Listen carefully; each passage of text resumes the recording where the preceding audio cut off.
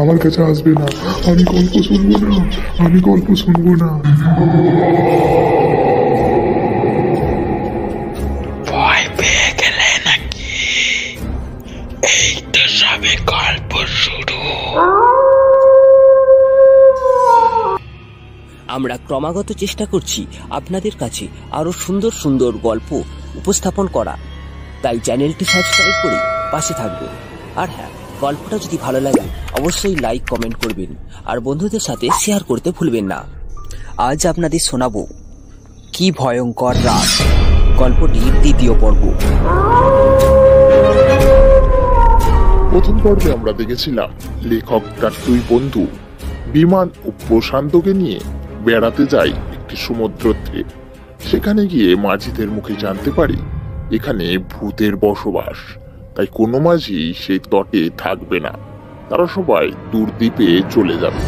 তাই তাদেরকেও যেতে বলে, কিন্তু তারা একটি বাড়ি দেখে সেখানেই থাকতে চায়। কিন্তু হঠাৎ করে পেছন থেকে একটি ছোট্ট বাচ্চার গলায় একটি কথা ভেসে আসে, ওটা ভূতের বাড়ি। তারপর আমরা পিছু ফিরে দেখলাম 12-13 বছরের একটি ছেলে সেখানে দাঁড়িয়ে আছে। কুচকুচে কালো গায়ের রং, পরনে হাফ প্যান্ট, সাদা সাদা দাঁত বের করে হাসছে। বিমান বলল, তুমি কে বাবা? ঝাও বোনের কেলোমানিক, তুমি নিজেই একটা ভূত নাও তো? ছেলেটি বলল, আমার নাম কেলমানিক নাকি? আমার নাম তো বিশু। তা বিশুই হও আর শিশুই হও, ওই বাড়িটা কাদের? রাজাদের।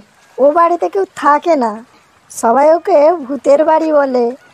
রাত্রে ওখানে কুকুর ডাকে, বন্দুকের শব্দ শোনা যায়, নাচ গানও হয়।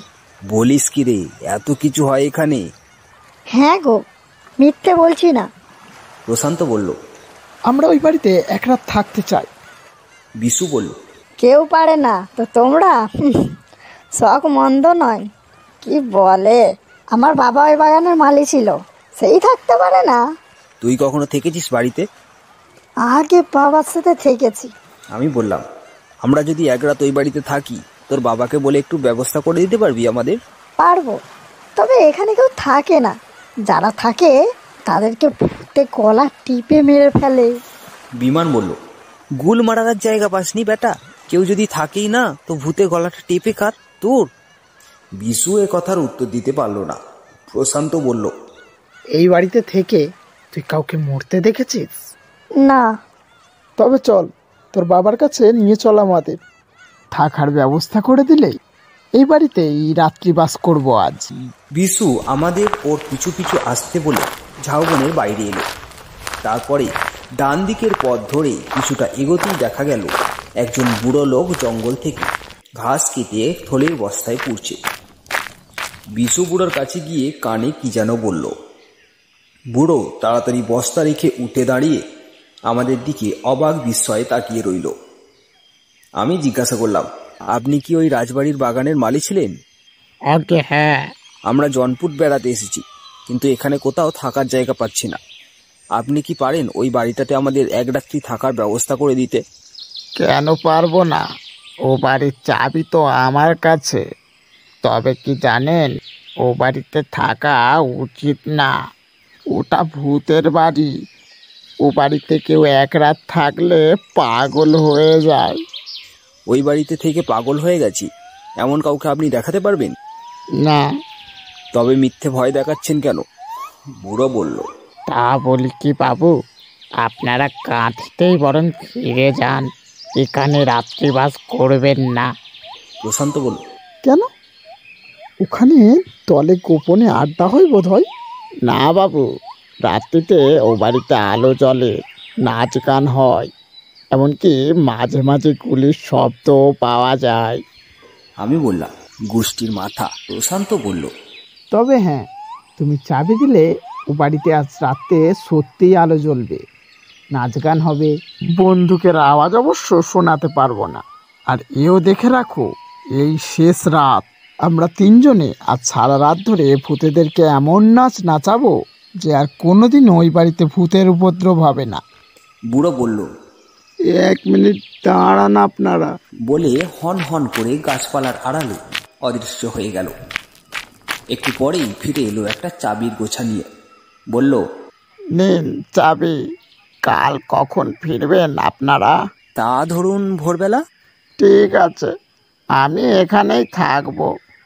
আর না থাকি বিশু থাকবে, ওর হাতেই চাবিটা ফেরত দিয়ে যাবেন। আর একটা কথা, ঘরের জিনিসপত্রে দয়া করে হাত দেবেন না, বাগানের ফুল ছিঁড়বেন না। আমি বললাম, না না, ওসব কিছু করব না আমরা। তারপর বললাম, আচ্ছা, এখানে তো বেলা প্রায় 11টা বাজে, এখন খাওয়া দাওয়ার কি ব্যবস্থা করা যায়? যান না, গ্রামে যান আপনারা, ওখানে কোনো বাড়িতে টাকা দিয়ে দেবেন, ওরাই সব রেঁধে দেবে। আর হ্যাঁ, ফেরার সময় কিন্তু হ্যারিকেনটা সাথে নিয়ে নেবেন। আমাদের কাছে মোমবাতি আছে। তাহলে তো খুব ভালো। আমরা চাবির গোছাটা সঙ্গে নিয়ে প্রথমেই চলে গেলাম জোনপুর গ্রামে আমাদের খাওয়া দাওয়ার ব্যবস্থা করতে এবং রাতের আহার সংগ্রহ করতে। যাওয়ার সময় দেখলাম সেই মাঝি তখন নোঙর খুলে সাগরদ্বীপ যাওয়ার জন্য তৈরি হচ্ছে। আমরা তাদের যাত্রাপথের দিকে চেয়ে থাকলেও তারা ফিরে তাকালো না আমাদের দিকে। গ্রামে গিয়ে আমরা খাওয়া দাওয়া সেরে রাতের জন্য কিছু মুড়ি আর রসগোল্লা নিয়ে আবার সমুদ্র সৈকতে ফিরে এলাম। সমুদ্র এখন আরো অশান্ত, আরো উত্তাল। যত জোরে হাওয়া বইছে সমুদ্র ততই ফুলছে। আমরা বালুচরের গা ঘেঁষে ঝাউবনে ঢুকলাম। বিশু আমাদের দেখেই ছুটে এলো। তারপর আমাদের আগে আগে চলতে লাগলো সে। আমি বললাম, কি রে বেটা, বেশ তো মনের আনন্দে নাচতে নাচতে যাচ্ছিস, ভয় করছে না? বিশু বলল, ভয় করবে কেন, আপনারা তো আছেন। তাছাড়া দিনের বেলা ওখানে কিচ্ছু হয় না, ভূত আসে রাতের বেলা। তোরা দিনের বেলা ঢুকিস ওখানে? আমরা কোনো সময় ঢুকি না। যাই হোক, আমরা সেই পুরনো রাজবাড়ির সামনে এসে দাঁড়ালাম। বড় পাঁচিল দিয়ে ঘেরা মস্ত দোতলা বাড়ি। গেটের তালাটার অবস্থা দেখে মনে হলো বেশ কয়েক বছর খোলা হয়নি। আমরা বহু কষ্টে তালা খুলে ভেতরে ঢুকলাম।